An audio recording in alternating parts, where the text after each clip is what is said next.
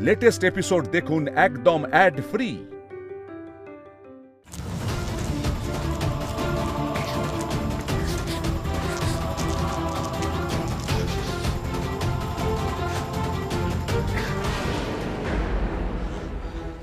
তিথি, তুমি এইভাবে আমাদের বাড়িতে?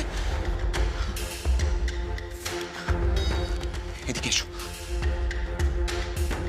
এসো। উফ, তিথি, তুমি আমাদের বাড়িতে কি করছো? কখন আমার ঘরে গিয়েছিলে কেন তুমি? তিথি, আমি তোমাকে বারবার ফোন করার চেষ্টা করছি, তুমি একবারও রিপ্লাই দেওয়ার প্রয়োজন মনে করোনি। তুমি কোথায় আছো তিথি? কি করছো তুমি? এতগুলো প্রশ্ন করার অধিকার তোমায় কে দিয়েছে? লজ্জা করে না? কি দিতে পেরেছো তুমি আমায়?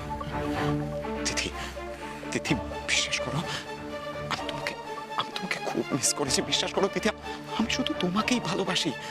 আমার মন প্রাণ জুড়ে শুধু তুমি। তিথি, আমি টাকাটা জোগাড়ের ব্যবস্থা করছি। আশা করছি আর কয়েকদিনের মধ্যে টাকাটা জোগাড় করে ফেলতে পারবো। কিচ্ছু হবে না, তোমার দ্বারা কিচ্ছু হবে না। তুমি এতদিন ধরে যেটা আনতে পারোনি, আমি সেটার খোঁজে এই বাড়িতে এসেছি। মানে? এক্ষুনি কাউকে কিচ্ছু জানাবে না, তুমি কথা দাও। তিথি, তিথি, তুমি কি করছো? কোথায় আছো? আমি তো কিছুই জানি না, আমি তো কিছু বুঝতেই পারছি না। তাহলে আমি তোমাকে বিশ্বাসটা করবো কিভাবে সেটা বলো। জোর করছো? মন যদি না চায় তাহলে বিশ্বাস করো না, তবে যদি ভরসা রাখো, সময় হলে সবটা জানতে পারবে।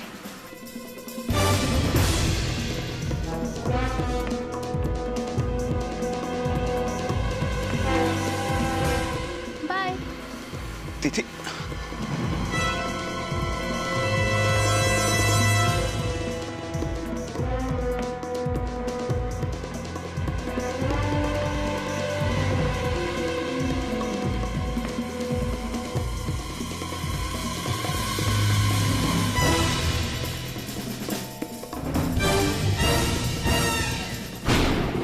আচ্ছা আচ্ছা, তোমরা কি সবাই মিলে আমাকে আমাকে সন্দেহ করছো? প্রশ্ন করা মানেই তো সবসময় সন্দেহ করা নয়, তাই না? নার্স পুরো দক্ষ বাদিয়ে গেছে পালাতে গিয়ে। বর্দি মেজ দিয়েও চোট পেয়েছে। বলছি অহনা দিদি, মানে আমি জিজ্ঞেস করছি যে আপনিই ফোন করেছিলেন তো ডাক্তারকে? হ্যাঁ, ফোন করেছিলাম, আমি অবশ্যই ওনাকে ফোন করেছিলাম। তার মানে আপনি নার্সকে চেনেন, তাই তো? ঝিলমিল, দুনিয়া শুদ্ধ সমস্ত নার্সকে তো আমার চেনা সম্ভব নয়, বলো। আমার দরকার হয়েছিল, আমি ডাক্তারকে ফোন করেছিলাম, কিন্তু ঘরে ঢোকার পর নানা কথায় কথায় বুঝতে পেরেছিলাম যে মেয়েটা সুবিধের নয়। ও আমাকে পার্সোনাল প্রশ্ন করছিল। মানে কিরকম? ঝিলমিল, আমি তোমাকে পরে বলবো, তুমি প্লিজ আমাকে ফোনটা এনে দেবে। আমার জানা দরকার যে মেয়েটা কি মতলব নিয়ে বাড়িতে ঢুকেছিল। আমি আমি আনছি।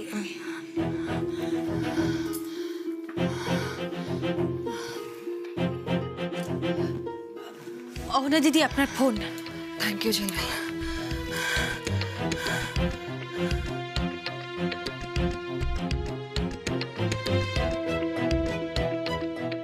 হ্যালো, হ্যালো ডাক্তারবাবু, আপনি কাকে পাঠিয়েছিলেন? হ্যাঁ, একজন ধান্দাবাজ ধুরন্ধর মহিলাকে? না না, আপনি আপনি সত্যি করে বলুন তো, ওই সময় যে এই বাড়িতে কোনো নার্স আসবে সেটা কেউ জানতো, তাই না? না না, আপনি তো এখন অস্বীকার করলে চলবে না। দেখুন, আমার নাম কিন্তু অহনা রায়। হ্যাঁ, আমি কিন্তু থানা পুলিশ অবধি করতে পারি। জল, একটু জল। দিদি, আপনি কেন এত উত্তেজিত হচ্ছেন বলুন তো? আপনার তো শরীর ঠিক নেই। ঝিলমিল, ঝিলমিল, কেউ জানতো যে ওই সময় আমাদের বাড়িতে নার্স আসবে, সেটা কেউ জানতো, আর সেই সুযোগ নিয়ে আমাদের বাড়িতে কেউ ঢুকেছিল জানো। হয়তো হয়তো আমাদের ক্ষতি করতে। আবির, আবির, হয়তো তোমার কাছ থেকে আমাকে আবারও দূরে সরিয়ে দিতে। আমি দিইনি আবির, এই অঘটনটা ঘটতে আমি দিইনি। দেখো আবির, এই অসুস্থ শরীর নিয়ে আমি লড়ে গেছি। আবির, শেষ পর্যন্ত আমি লড়ে গেছি। তোমার ভালোবাসা জোরে আমি লড়ে গেছি। জল।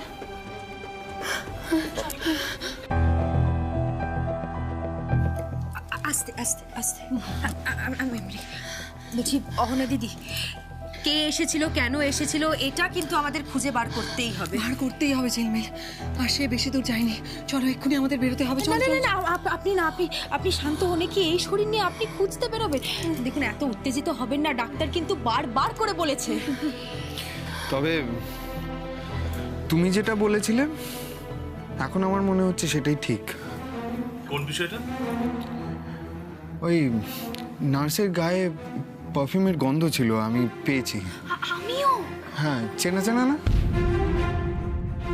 আমার কিন্তু খুব চেনা লেগেছে, খুব।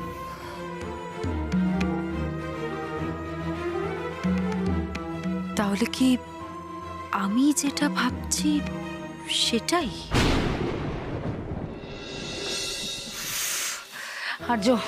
আজ আমি শিওর আমার কোমরটা বোধহয় গেছে। আমার কোমর ঠিক আছে, আমার পায়ের মালাই চাকিটা মনে হয়ে গেছে। আরে দীপ তো ফোনও ধরছে না, দেখো কি দরকার ছিল ওই নার্সের পেছনে ওর দৌড় লাগানো। মেজো বউ, কি হয়েছে? আর কি হয়েছে? সব হয়েছে ওই আতঙ্কবাদী নার্সের জন্য।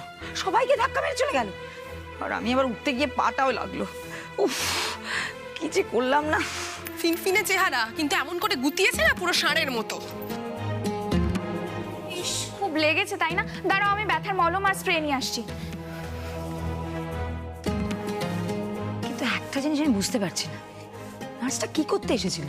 তাও ভালো কমের মধ্যে দিয়ে গেছে। কম নয় ঠাম্মি, আমাকে মনে হচ্ছে ডাক্তার দেখাতে হবে। না না মেজো বউ, মা কিন্তু একদম ঠিক বলেছে, তা না হলে বিপদ আরো বাড়তো। মুখে মাস্ক পরে মুখ ঢেকে এসেছিল, এদিকে ধরা পড়ার ভয় পালিয়েও গেল। কি যে অনিষ্ট করতে এসেছিল কে জানে। বলছি, উদ্দেশ্যটা যখন আমাদের কাছে পরিষ্কার নয় তখন কিন্তু আমাদের চোখ কান খোলা রাখতে হবে।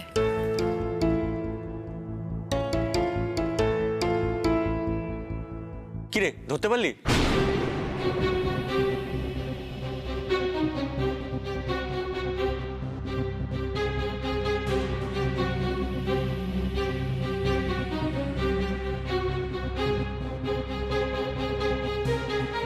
মুখ দেখতে পেলি? কিছু বুঝতে পারলে না মেজো ছেলে? না, আমি ধরার আগেই গাড়িতে উঠে পালিয়ে গেল। আটঘাট বেঁধে এসেছিল আর কি। আচ্ছা দীপ্ত, তুমি দেখলে আমি পড়ে গেছি, তারপরও তুমি নার্সের পেছনে দৌড়লে কোন আক্কেলে?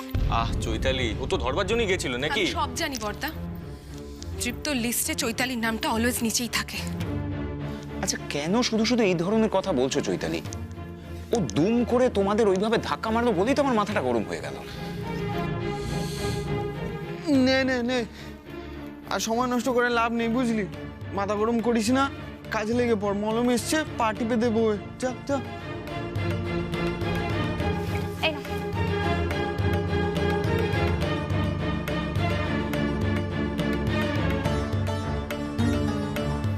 ঝিলমিল, ঝিলমিল, হ্যাঁ হ্যাঁ, কি ভাবছিস বসে? ভাবছি না, মানে মা তুমি একবার ঘরে আসবে, তোমার সাথে একটু কথা ছিল। পাবলো, সৃজা, তোমরা এসো। হ্যাঁ বাবা, এত কিছু হয়ে যাবার পর আবার নতুন করে কি আলোচনা করবে তুমি? আমরা অ্যালাউড না? বাদ দিচ্ছ নাকি? আরে বাবা, তোমরা বাদ কেন হবে? তোমরা কেউই আমার কাছে বাদ নও। কিন্তু যে কথাটা আমি বলতে চাইছি সেটা এখানে আলোচনা করা যাবে না। আবিরবাবু কখন নেমে আসবেন শুনে নিলে কেলেঙ্কারি। বাবা, এতটা গোপন ব্যাপার? আরে গোপন ব্যাপার নয়, রেস্টুরেন্টে শুনলে তো অহনা দিদি বলল যে আবিরবাবু আর ওনার বিবাহ বার্ষিকী, তাই সেই বিবাহ বার্ষিকী আয়োজন করার জন্য উনি আমাকে সমস্তটা দায়িত্ব দিয়েছেন। আর এই কথাটা যদি আবিরবাবু জানতে পারেন তাহলে তো জানোই তোমরা কি হবে। মানেটা কি? হ্যাঁ, অহনামা বললো আর তুমি রাজি হয়ে গেলে? ও মা, রাজি হব না? উনি একেই অসুস্থ, আমি যদি রাজি না হই তাহলে তো আরো কষ্ট পাবেন। দেখো বড় বউ, মেজো বউ, চোট না থাকলে আমি তোমাদেরও যেতে বলতাম। আচ্ছা তোমরা চিন্তা করছো কেন? আমি যা বলবো সবটা মা তোমাদের বলে দেবে, সমস্ত কিছু বলে দেবে। না ঝিলমিল, তোমার এইসব আয়োজনের মধ্যে থাকার দরকার নেই, এসব কিচ্ছু তোমাকে করতে হবে না। মা তুমি। আমিও কিন্তু এসব ফালতু প্ল্যানে নেই। হ্যাঁ আমিও, সবকিছুর একটা সীমা আছে, এবার কিন্তু লিমিট ক্রস হচ্ছে। না, আমি যাচ্ছি না। না মা, তুমি কেন এরকম করছো বলো তো? তোমরা অন্তত আমার পাশে থাকো। মা তুমি এসো, আমি যাচ্ছি।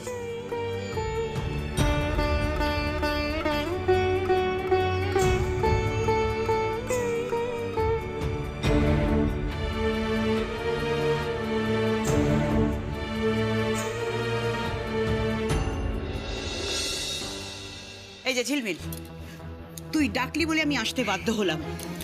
এই মিটিং আমি সমর্থন করি না, আর তুই যেটা করছিস সেটা আমার মোটেই ভালো লাগছে না। আমার আর কি উপায় তোমরাই বলে দাও তাহলে। দেখো মণিমা, আমরা সবটা জানি, কিন্তু আমার প্রশ্ন হলো তুমি এই অদ্ভুত ইরিটেটিং একটা প্রস্তাবে রাজি হলে কেন? তোমার কি মনে হয় তুমি সমস্যার সমাধান করছো? না, বাবা জানতে পারলে কিন্তু দ্বিগুণ রেগে যাবে, তাণ্ডব করবে লোকটা। হ্যাঁ, আরে যেখানে সত্যিটা জানিয়ে দেওয়া উচিত সেটা তুমি সেখানে লুকাচ্ছ। আবার বিবাহ বার্ষিকীর অনুষ্ঠান করছো বাবাকে সারপ্রাইজ দেবে বলে। এই পাবলো, ওকে জিজ্ঞেস কর তো, এতে কি আবির খুশি হবে? জিজ্ঞেস কর। হ্যাঁ হ্যাঁ ঠিক আছে আমি মানছি উনি হয়তো দুম করে খুশি হবেন না, কিন্তু সমস্যার সমাধান তো না, সমস্যার সমাধান এতে লেখা নেই, থাকতে পারে না। আরে তোর কি মাথা খারাপ হয়ে গেছে? সরে যাব তো মা, সবটা তোমরা জানো না যে, তাই বুঝতেও পারছো না যে সমাধানটা কোথায় লুকিয়ে আছে। মণিমা চুপ করে থেকো না, এই প্রহসন বন্ধ করো। এই রে দেখেছো তো, আমার না আবির বাবুর বন্ধুদের অনেক আগে ফোন করে নেমন্তন্ন করা উচিত ছিল। আমি সবটা কেমন ভুলেই যাচ্ছি। আচ্ছা মা বলছি, এত কম সময়ের মধ্যে অনুষ্ঠানের জন্য ওনাদের নেমন্তন্ন করবো, ওনারা আসতে পারবেন তো? ঠিক আছে, আমি নেমন্তন্ন করলে নিশ্চয়ই আসবেন, বলো। এই ছোট ছেলে শোনো, ভালো করে শোনো। ছোট বউ, তোমাদের দুজনকে কিন্তু আমার পাশে থাকতে হবে, ব্যাস। তার মানে তোমার যেটা ইচ্ছা তুমি সেটাই করবে, তাই তো? তুমি আমাদের কোনো কথা শুনবে না। আরে দূর বোকা ছেলে, এই শেষ মুহূর্তে কি পিছনে যাবে নাকি? আমি সবটা করে একেবারে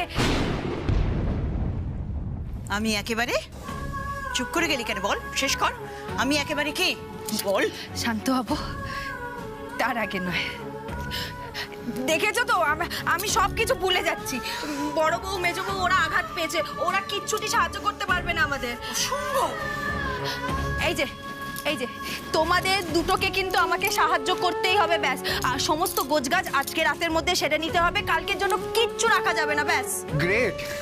গ্রেট হোক পাগলাম, কিন্তু তুমি আমায় বলতে পারবে বাবা বাড়িতে থাকলে তাকে লুকিয়ে লুকিয়ে এই গোটা সার্কাসটা হবে কি করে? আরে সেটা আমার উপরে ছেড়ে দাও না, সেটা তো আমার দায়িত্ব। আমি সমস্ত কিছু কিনে রেখেছি, আর সমস্ত কিছু কিনে না আমি স্টোর রুমে রেখেছি। আর তোমরা দুজন কিন্তু সময় মতন গিয়ে সবটা নিয়ে নিও। এক মিনিট, তুমি নিজে কিনেছো? হ্যাঁ, আর কে করবে? আরে আমার উপরে দায়িত্ব, আমি কিনবো না তো আর কে করবে? ওহ, আমি সমস্ত কাজ ভুলে যাচ্ছি। দেখেছো তো, সবাইকে ফোন করে নেমন্তন্ন করতে হবে তোমাদের সাথে কথা বলতে বলতে না। দেখি,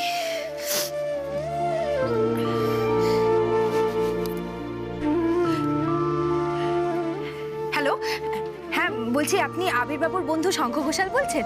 আমি আবির বাবু না, মানে আসলে কালকে আবির বাবুর বাড়িতে ওনার বিবাহবার্ষিকীর একটা অনুষ্ঠান আমরা রাখছি, কিন্তু সারপ্রাইজ পার্টি। হ্যাঁ,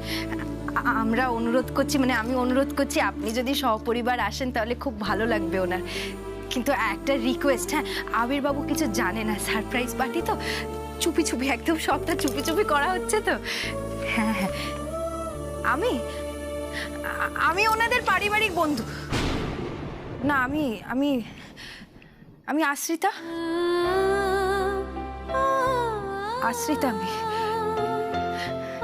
আমার নাম ঝিলমিল সরকার।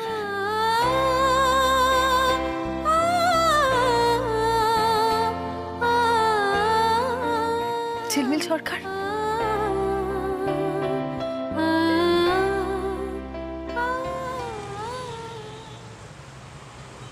খাবার তৈরি, সবাই চলে এসো। বাকিরা সব কই রে? বড়দা, মেজদা, আরে কোথায় তোরা? খাবি না? ওরা ব্যস্ত আছে, ওদের বিরক্ত করো না। ব্যস্ত? দুই বউ চোট পেয়েছে, তাই স্বামীরা ঘরে খাবার নিয়ে খাওয়াতে গেছে, আদর করে খাইয়ে দেবে। সেটা ছেড়ে কি আর কেউ এখানে আসতে পারে? মা, ঝিলমিলের চোখ দুটো সত্যি ঝিলমিল করছে। কি খুশি দেখাচ্ছে তোমায়।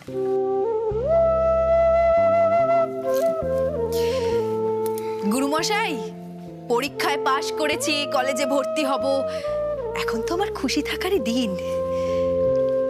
ও হ্যাঁ হ্যাঁ, আসলে মাঝে এমন ঘটনাগুলো পরপর ভুলে গিয়েছিলে। আরে ইটস ফাইন। ঝিলমিল কি অহনা নাকি যে স্বামী হিসেবে সব খুঁটিনাটি মনে রাখতে হবে?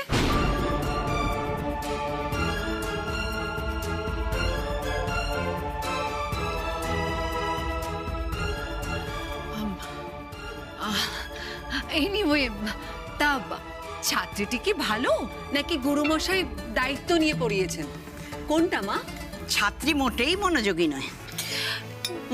চাপ বাবা, কি যে বলো না।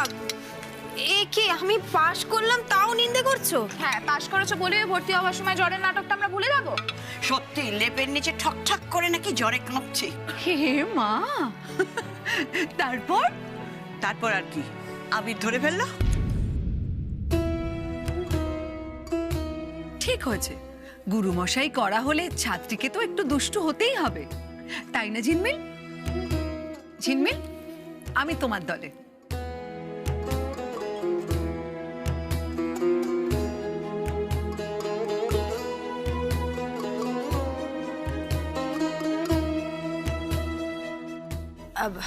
বলছি, আর কিছু দেবো?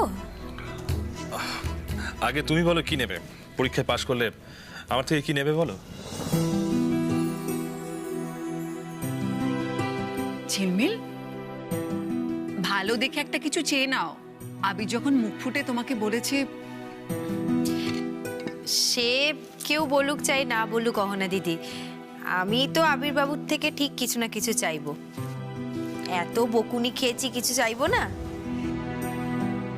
ও, তাহলে নিশ্চয়ই ঠিক করেই রেখেছো। হ্যাঁ হ্যাঁ, ঠিক করে রেখেছি তো। হ্যাঁ, আপনি আজ সারা রাত প্রতিদিন বাঙালিয়ানায় থাকবেন, বাড়িতে থাকা যাবে না।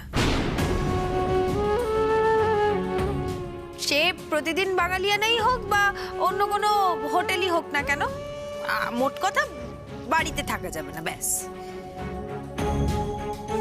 ব্যাস এইটুকু? এটা আবার কি ধরনের চাওয়া? আবির বাবু, আপনি না চাইতেই আমাকে অনেক কিছু দিয়েছেন। কাল আমার পালা। যা দিতে চাই আপনাকে, সেটা আপনি বাড়ি থাকলে হবে না। যাক, ঝিলমিল যাতে বিবাহবার্ষিকীর সারপ্রাইজ পার্টিটা ভালোভাবে হয় সেই ব্যবস্থাই করছে। Good, very good. বেশ, চেয়েছো যখন মুখ ফুটে, তখন রাতটা আমি বাইরে কাটাবো।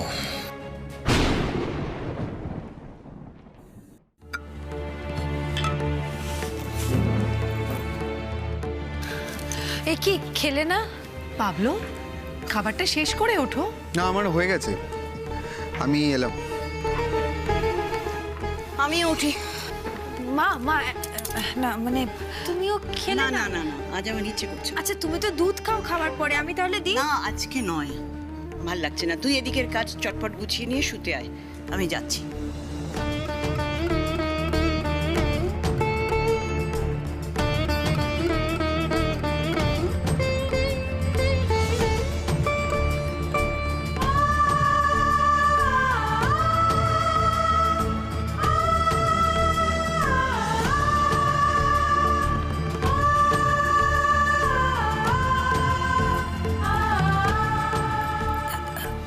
অহনা দিদি, আমি আপনার জন্য আম কেটে আনছি।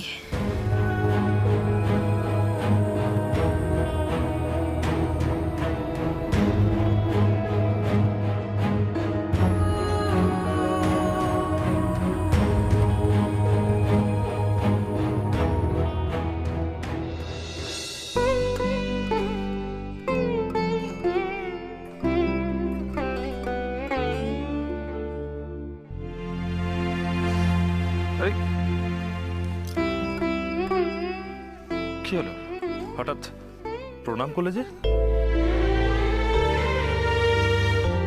আর যে দেখা হবে না আবির বাবু, তাই শেষবারের মতো পায়ের ধুলো মাথায় নিলাম। কাল সকালে এসে যেন তোমার দেখা পাই।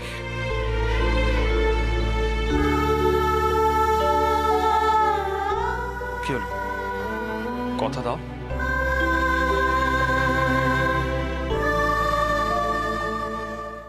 যে কথা রাখতে পারবো না কি করে তেমন একটা কথা দিই বলুন তো?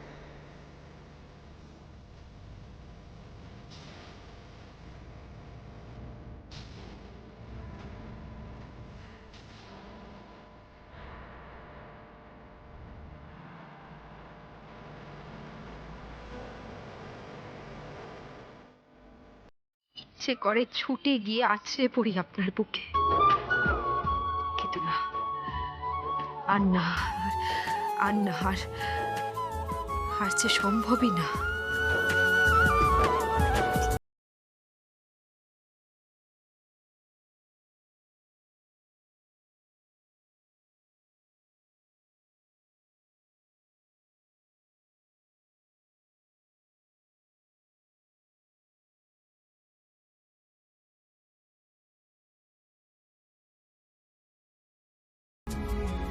জেনে রাখবে, শেষ ভালো যার সব ভালো তার।